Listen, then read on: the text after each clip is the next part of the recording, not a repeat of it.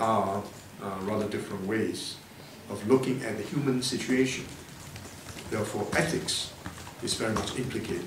In other words, if you take one particular philosophical position, you come up with a different kind of ethics or different kind of justice. One position, as you know well, is utilitarian. And this position is to emphasize the cumulative happiness of the society as a whole. If the overwhelming majority of the people are basically happy, this is the goal, then human flourishing is possible. So your ability to practice ethics and the society's ability to observe the principles of justice will be very much maintained. The big problem here is that you put too much emphasis on the majority, the protection of the minority. You know, this notion that even one innocent person is sacrificed. It is bad for humanity as a whole. But if you have a small percentage of the people that suffer in order to enhance the happiness of the majority, that society as a whole may turn out to be, if not cruel, turn out to be very detrimental to the flourishing of the community as a whole. As many of you know, earlier in the whole discussion of the global situation, there from the economic point of view, some continents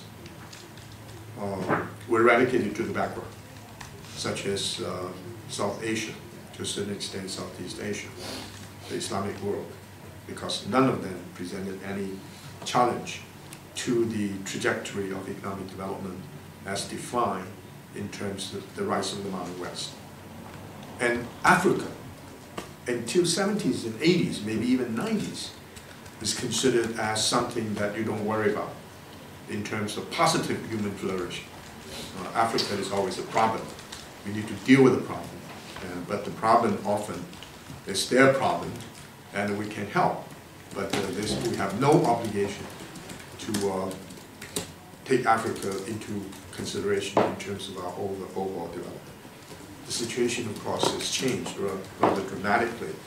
Even then, overwhelming majority of the economists, especially developmental economists, still consider Africa as a problem to be solved, or rather as a contributory factor to the well-being of the human society.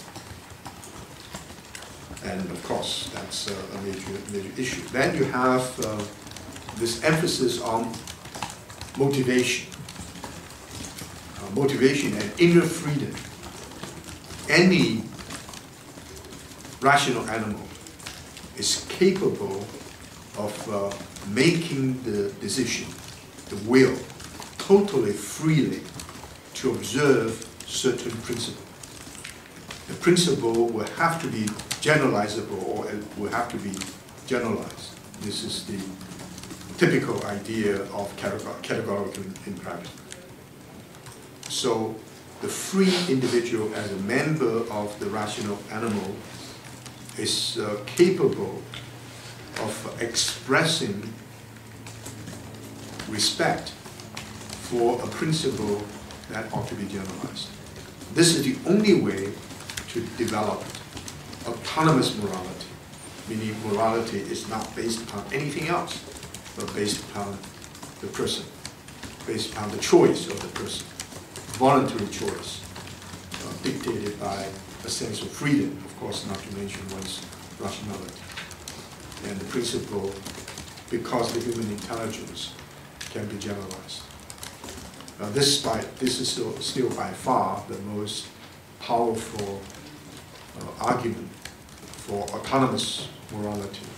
Any other forms of morality, autonomous morality, meaning morality dictated by forces other than that. You have a question? Oh, no. Oh, okay. So that's one position. But by far, the most comprehensive or influential position is the liberal tradition, even today. You don't have to take a very radical idea of liberalism, like the Chicago School. put too much emphasis on the free market.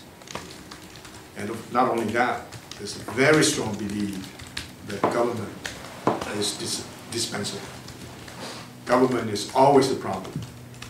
Any government involvement will eventually lead to disastrous consequences in terms of economic development. The assumption is not that easy to understand. It's also a form of rational reasoning. And as you know, one of the great minds in shaping this particular line of thinking is Wangs, H-A-Y-E-K. And Wangs has this notion, right now, of course, highly criticized, that the market is so complex because there's so many transactions going on, so complex and so difficult to fathom. Any attempt to interfere with it, especially involvement with the government, will lead to disastrous consequences. So the government should remove itself from this process. Oh, no, sorry. No, okay. Anyone else? Okay. And of course, it's not possible to imagine a free market anyway. The market is relatively free, and in this sense, the role of the government is never relegated to the background. But this position also believes that the political process, in the liberal tradition, the political process is a process of the public domain. And all the private domains will have to be eliminated from political consideration, or at least alienated or separate. For example, what's religion? Religion is the private matter of the heart. You know, the very powerful American constitutional commitment, the difference between church and state. And right now, still major debate. A lot of forces, especially on the right, try to introduce religious ideas into the curriculum. And in most cases, the Supreme Court will reject that position. So the political process is independent of religious commitments. It is also independent of moral commitments, therefore independent of ethics. Human beings can choose different kinds of ethics, but in the political process involving the law, the legal constraint, these moral issues are not relevant. The idea is to give a minimum condition for the stability of society. If you introduce any other elements, for example, the debate on religious matters, different ethical traditions, you try to unify them, and the society cannot become well. So all these matters of the heart, all these different religious persuasions or moral persuasions should not have any particular role in politics. Politics is open, it's accountable, based upon rules and regulations, and all other kind of value orientations. In other words, value neutrality, disinterestedness. You know, one very interesting system which is very difficult for cultures totally outside of the West to appreciate is the adversarial system.